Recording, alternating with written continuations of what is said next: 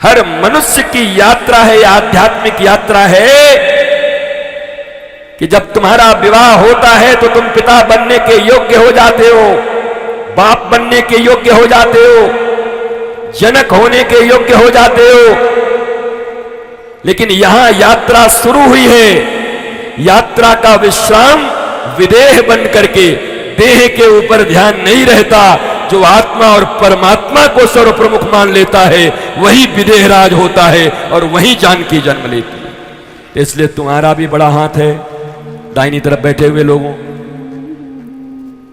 पुरुष के रूप में जो तुम बैठे हो, तुम जनक तो हो, और जनक होना तो बायोलॉजिकल एक एफिशिएंसी है। एफिशिएंट हो बायोलॉजिकली तो दे दोगे जन्म, डिफिशियंसी है तो दौड़ोगे डॉक्टर के पास। कोई बड़ी चीज थोड़ी है, बहुत साधारण है। ये जो खड़े हैं पुरुष बन के, मर्द बन के, मर्द को दर्द नहीं होता। पशुओं से कुछ तो गुण अलग होने चाहिए। ब्रांडेड कपड़े पहनकर तुम इंसान थोड़ी बन जाओगे।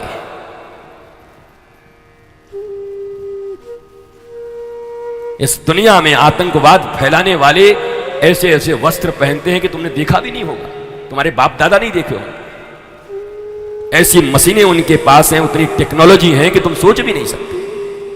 तो क्या होगा, वो इंसान हो गए, वो मानवता के पुजारी हो गए, राक्षस। लाखों लोग एक जगह बैठे हैं, बम फोड़ दिया आके, निरीह लोग मारे गए, लड़ाई लड़ रहे हैं। इसलिए मेरे प्रिय बंधुओं, जैसे मां को सुनीति बनना है, वैसे ही हर पिता को विदेह बनना है। केवल देह नहीं, मैं और मेरा ऐसा नहीं, हम दो हमारे दो नहीं। मैं और मेरा अगर सही हो गया तो जीवन की सारी भागवत और रामायण तुम्हारे ऊपर सिद्ध हो जाएगी।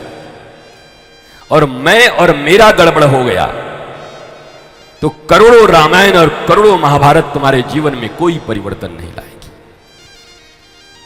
मैं कौन और मेरा कौन, ये बड़ी चीज है। अभी जिस मैं को तुम जानते हो, उस मैं के कारण जितनों को मेरा बनाए हुए हो, यही तुम्हारे जीवन में दुख, अवसाद, परेशानियों और समस्याओं का कारण है। जब तक इस कारण को समझकर इस कारण को नहीं मिटा देते तो लाख लक्षणों का उपाय कर लो। ले आओ डनलप पे डनलप, ले आओ गाड़ियों पे गाड़ियां, बना लो मकानों पे मकान, खोल लो दुकानों पे दुकान। लेकिन अगर मैं वही है, क्या मैं मुसद्दी लाल, यही शरीर हूं, तो बात नहीं बनेगी। सदगुरु के द्वार में तुम्हारे असली मैं से तुम्हारा परिचय कराया जाता है। तुम आते तो हो, महाराज जी भगवान दर्शन का बड़ा इच्छा है। कोई गुरु भगवान का दर्शन नहीं कराता, कोई नहीं कराता। क्लियरली बोल रहा हूं बैठ के व्यासपीठ से। जब किसी सदगुरु के पास जाओगे तो अभी तुम जो हो के आए हो, तुम्हारे उस मिथ्या मैं को मिटाकर तुम्हारे भीतर का जो सच्चा मैं है, वास्तव में तुम कौन हो, उससे तुम्हारा परिचय कराएगा, तुमसे तुम्हारा दर्शन करा देगा। उसको सदगुरु कहते हैं। और अगर तुमसे मिल लिए तो मैं सच कहता हूं, पहले दिन भी कहा था, मुक्ति के लिए तुम्हें भगवान के पीछे भागना होगा। और किसी सदगुरु से रियल मैं को सीखकर भक्त बन गए तो भगवान को तुम्हारे पीछे पीछे भागना होगा। पहले कबीर राम राम करते थे। एक दिन कबीर ने कहा, अब राम जी कबीर कबीर करते घूमे, हमको मतलब नहीं है। और सारे भक्तों की यही हालत है।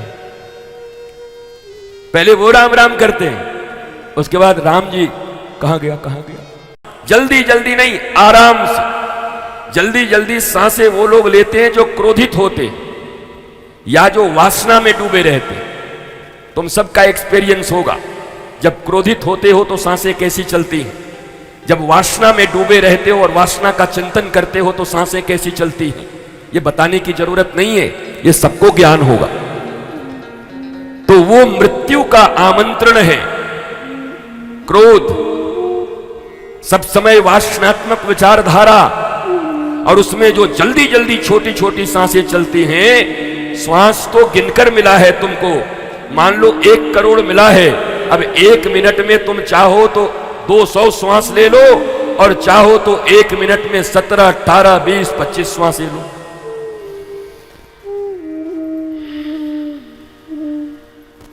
लंबी उम्र होगी। कोई डॉक्टर हो तो बताए मुझे, WHO से कोई आवे तो हम बात करें। अपनी भी पढ़ाई साइंस में भी है, बायो ही पढ़ा हुआ मैं भी। आओ, केवल लंबी श्वासें अपने बच्चों को लेना सिखा दो। ये टोपी और ये टिनकुरी और ये जॉनसन एंड जॉनसन, अरे राम और कृष्ण के सन जॉनसन लगाने से काम बनेगा? तुम राम और कृष्ण के सन हो, दुर्गा, काली, राधा और जगत जननी सीता के तुम सन और डॉटर हो। जॉनसन एंड जॉनसन, उससे बढ़िया है सुबह सुबह उठा के अपने बच्चों को अपने इस प्यारे सन में ले आया करो। वन सन जो है 10, 20, 25 मिनट तक इस वन सन में रखोगे तो जॉनसन एंड जॉनसन की जरूरत खत्म हो जाएगी। ये सन में इतना पावर है, सोलर पावर, सोलर एनर्जी, इसी पर सारी दुनिया अब चलने वाली है। कोयला खत्म हो रहा है, कोयला गया, ऊर्जा के जितने जितने स्रोत हैं सब धीरे धीरे कम हो रहे हैं। अब दुनिया में जो सबसे रिच और सबसे बड़ा स्रोत है एनर्जी का, ऊर्जा का, वो सन है, भगवान सूर्य। बताओ, हम हिंदू और सनातनी इनको भगवान मानते हैं। करोड़ों वर्ष से इन्हीं की कृपा से, इन्हीं के आगमन से सारा अस्तित्व पुष्पित और पल्लवित है। बिजली घर वाले अपना बिल भेज देते हैं 1 तारीख को।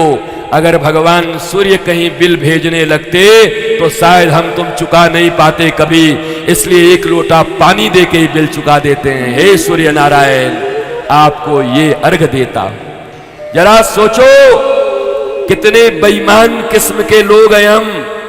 विज्ञान के नाम पर हमको कितना कृतज्ञ बनाया गया है, ग्रेटिट्यूड भी नहीं रह गई हमारे भीतर में। हम कितने एहसान फरामोश हो गए।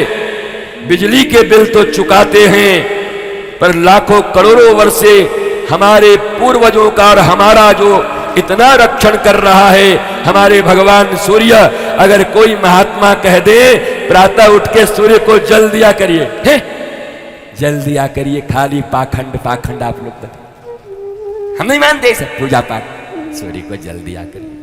बिजली को बिल दे मल्टीनेशनल कंपनी में कमाए कमाए के, जूता खाए खाए के, तब देवेगो।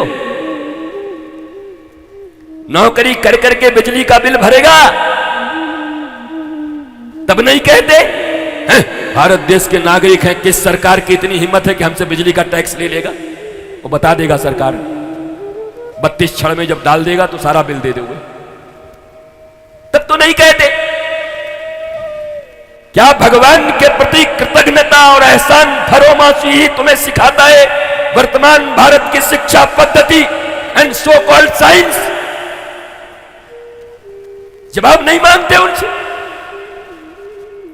सूर्य की पूजा क्यों करें?